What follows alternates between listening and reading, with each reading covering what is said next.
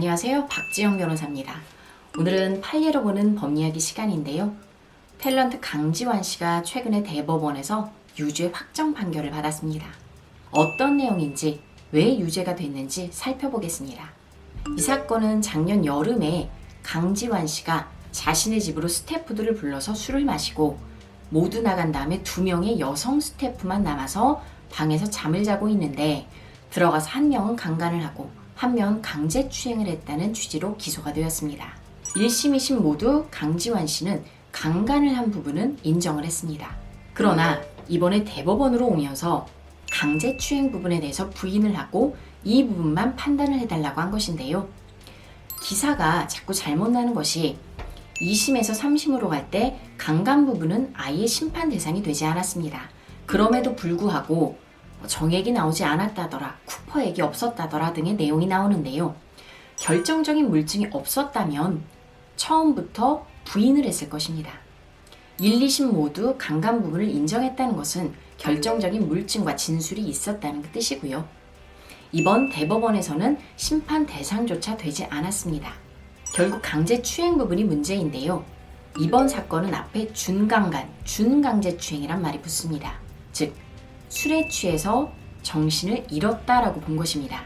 강지환 씨 변호인단은 이번에 상고를 하면서, 즉 대법원에 3심을 제기하면서 한 4가지 정도를 주장합니다. 먼저 첫 번째는 CCTV 영상입니다.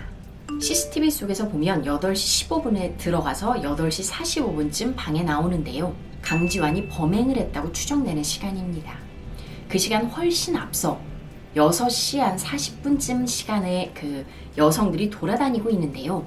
그 직전에 강지환 씨가 만취를 해서 2 여성이 부축을 해서 3층에 눕힌 다음에 2층으로 내려와서 여성들이 수다를 떠는 장면입니다. 이 부분을 보고 이것 봐라, 한거불능 상태가 아니다, 멀쩡하다라고 주장을 합니다.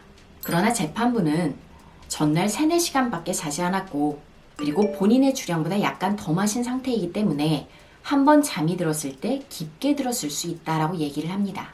이 중강제추행이나 준강간의 심실상실이나 한거불능은 깊은 수면 상태 혹은 만취가 되는 상태 등 여러 가지 정신을 잃은 상태를 의미합니다. 포괄적이란 뜻입니다. 따라서 이 부분 변호인단의 의견을 받아들여지지 않았습니다. 두 번째 카톡도 비슷한데요.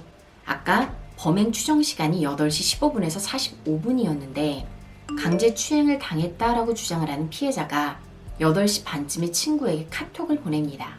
친구가 훨씬 앞서한 오후 2시쯤에 너 누구누구 알아? 라고 물어보는 거에 대한 답변인데요. 알지 라고 딱 2글자를 보냅니다. 변호인단은 이것 봐라, 카톡을 할 정도로 정신이 살아있었다 라고 얘기를 합니다. 그러나 재판부는 15분에서 45분 사이 언제 범행이 일어났는지 모르겠고 8시 반쯤 잠들기 직전이었을 수도 있고 잠결에 깊게 잠이 든 상황에서, 즉 가수면 상태에서 알지 이 2글자 정도는 보낼 수 있다라고 판단을 합니다. 따라서 이 부분도 받아들여지지 않았고요. 세 번째는 DNA입니다. 이 성추행을 당한 여성의 생리대 속에서 강지환 씨의 DNA가 나옵니다. 굉장히 결정적인 물증이 나온 것인데요. 이런 경우에는 이게 강지환의 DNA가 아니다 혹은 신체 접촉으로 문 것이 아니다라고 결정적인 다른 증거가 있기 전에는 뒤집기가 힘듭니다. 이 뒤집는 작업은 강지환 측 변호인단에게 입증 책임이 있고요. 이 부분에 대해서 재판부를 설득할 만한 별다른 물증이나 어떤 연구 결과가 없었기 때문에 그대로 유지가 된 것입니다. 마지막으로 피해자의 진술이 바뀌었다라고 주장을 했는데요. 수사기관에서는 음부의 통증이 있었다고 했다. 나중에는 엉덩이 쪽이라고 말을 바꿨다라고 합니다. 그러나 구체적인 진술을 보면 수사기관에서는 음부 통증이 있었다라고 했고 훗날 법정에서는 좀 더 구체화가 됩니다. 뒤에서 나를 와라 껴안고 엉덩이 쪽으로 들어오는 음부의 통증이 느껴졌다라고 얘기를 합니다. 세밀화가 된 것이지 둘이 완전히 상이하다라고 보기는 힘듭니다. 재판부도 동일하게 판단을 했고요. 그래서 강지환 변호인단 측의 내용은 모두 받아들여지지 않고 유죄가 확정이 됩니다. 요즘같이 성범죄가 흉흉한 시대에 한 명을 강간하고 한 명을 추행했는데 집행유예가 나왔거든요. 왜 그랬을까요?